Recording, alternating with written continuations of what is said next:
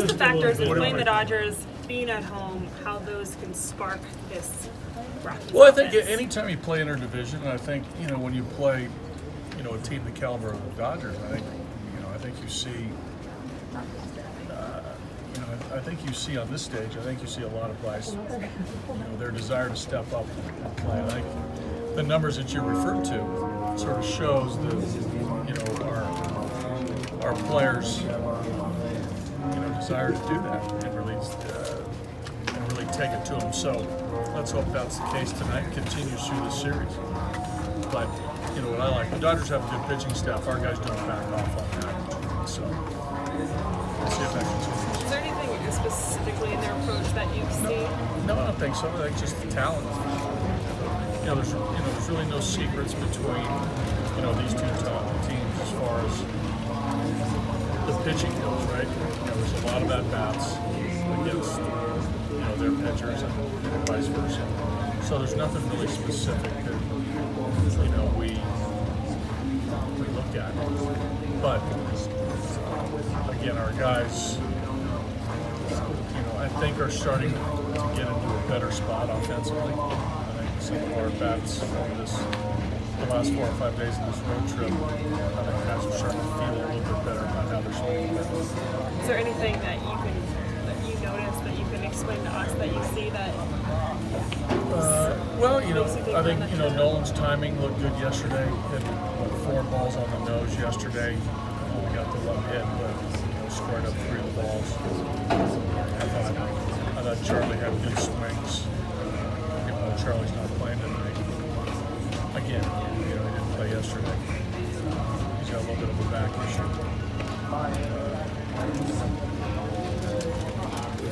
I thought David's swing the home run. That was a good swing. Some other couple of good at-bats, I thought. So, the guys at the top of the order are getting into a better spot. So, was there a lineup out today? I haven't seen it yet. Oh, you haven't seen it? It wasn't up. Who was? Just want to know. Abby, can you share it? No, David is. I David's leading up. apologize. I we have it. What goes into those decisions? Story, Arnado, Murphy, McMahon, Desmond, Tapia, Walters, Gray. Got it. You have it. Sorry. Up here. Got it. Got it. Can you expand on Charlie's setback issue? Yeah, after the game yesterday, he was going through a workout and his back locked up. Wait, after the game yesterday or Saturday? After the game yesterday. He played yesterday. Right. Came in pinch hit. So after the game yesterday, his back locked up during a workout, post-game workout. Spasms? Yeah. Not a big deal, you don't think? Yeah, I'm sure. I think so. I think it's not a big deal. You think it's not a big deal? Let's hope so. Keep my fingers crossed. Fingers crossed. Depends on what you mean by big deal. IL. I don't think so. Trying to avoid that. Yeah, Jake. On the Dodgers, the last few years, their depth and talent off their bench has been impressive. What have you noticed off of the quality of players that they've carried, deeper onto their roster? Well, they've done a nice job of, obviously having a balanced bench. When I think of them in the last couple of years, Taylor, Hernandez, Freeze, have been really valuable type bench players for them. Guys who've been around who are experienced. They've provided, great depth. So, when those guys start games, that means their initial group of starters are on the bench. So that makes it even a better bench. So, but being able to retain the Hernandez, retain the Taylors, sign a guy like David Freeze, it really fortifies their 25-man roster. And then a young fellow like Beatty comes up and is a contributor.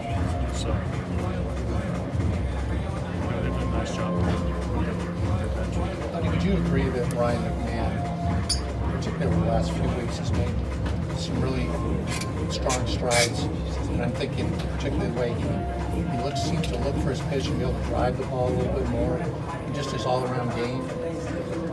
To me, it struck me that he's starting to mature into a well-rounded player. I think that the well-rounded player is correct. I think you're seeing that. I think there's been for the better part of the season, for most of the season, we've seen good work from Ryan at second base. He's worked hard at it. So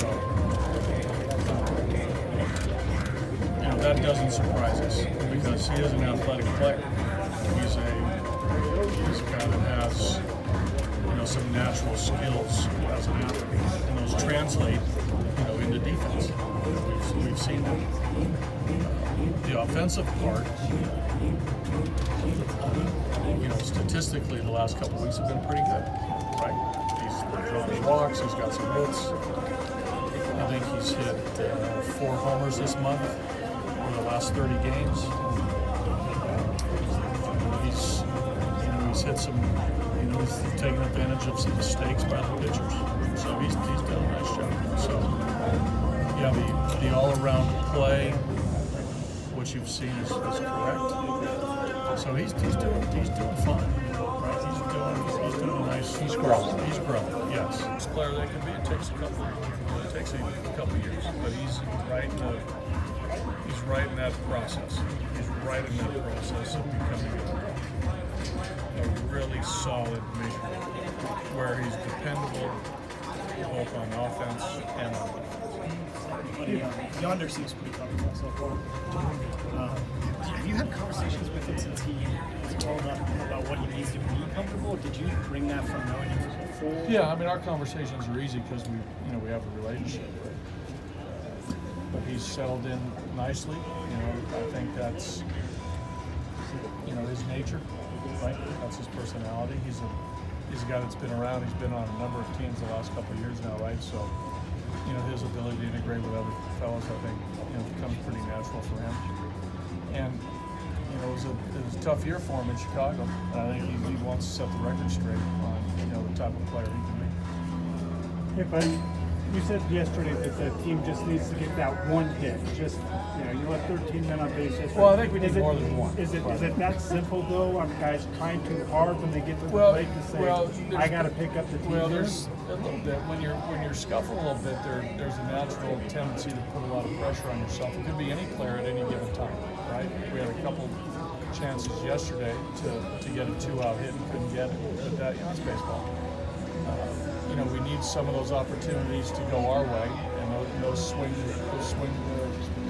the game, right? And it happened, that last game in Washington, it happened, where, Desi got a big hit to tie the game, and, Charlie got a hit, and David got a hit, and we got some hits to win that game. Now we need more of that, right? And that's how you win games, by getting clutch hits in close games and making clutch pitches in close games.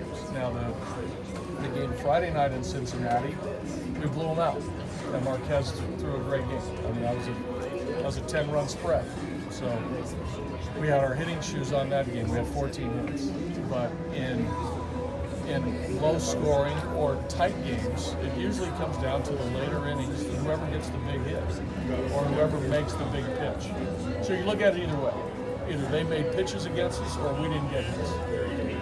And that hasn't gone our way, especially the last, I'd say, 3 weeks. And so to come out of it, we got to continue to pitch better like we have, and have our offense sort of get back to where we were when, we spun out of that early season slump and sort of took off offensively. So Tulo earlier today had a press conference on his retirement, that he said it's as simple as just going out and having fun. You're playing the game. Do you emphasize that to the team? We talk about a lot of things. I mean, there's a lot of things that are emphasized, not just one thing, as you can imagine, on a daily basis with our players. But I think there is, and I've said this publicly to everybody here, there is a looseness that I think brings out the best in the player when they're playing tension-free, when they're not putting a lot of pressure on themselves, when they feel free. And like I said, naturally when you struggle, it's hard to do that. It's hard to feel that because you want to perform, you want to do well. So it's conversations that we have with our guys all the time about being loose, enjoying the game, playing relaxed, but yet focused and intense. And so it's a real, you're walking a real fine line. But Tulo's right in that this game is when you're going well, man, it's a lot of fun. Right? And any player would tell you when you're scuffling, it's not. So we got to get back to that point where we're scoring runs, we're making pitches, we're making plays, we're winning games, and that builds a lot of momentum and confidence. Personally, I hate the Dodgers, so can you make sure that happens tonight? I will do my best. Believe me. Buddy, what will you remember Tulo's career for? Mostly as a competitor. Yeah, I'm from the other Always side. from the other side. Right, yeah, other side for years. Just a truly complete player who could really do it all. Right, there isn't one thing he couldn't do on the baseball field. He could make every play defensively at a premium position. He had a tremendous arm. Offensively, he had power. He hit for average.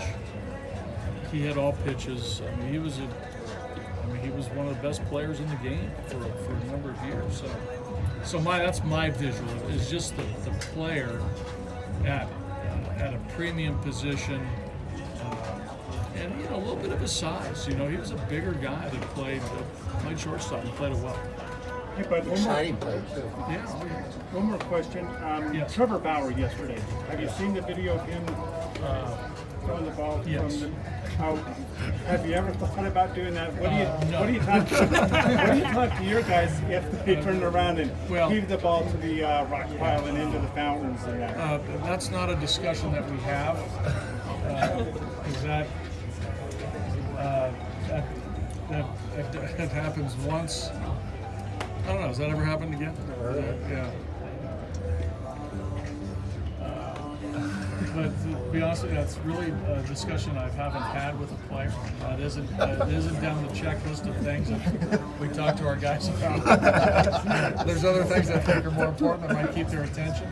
So. Would that be one of the one-on-one conversations where you just... I know Terry very well, their manager. And just looking at the clip, I think Trevor and Terry got caught up after the game and had a discussion.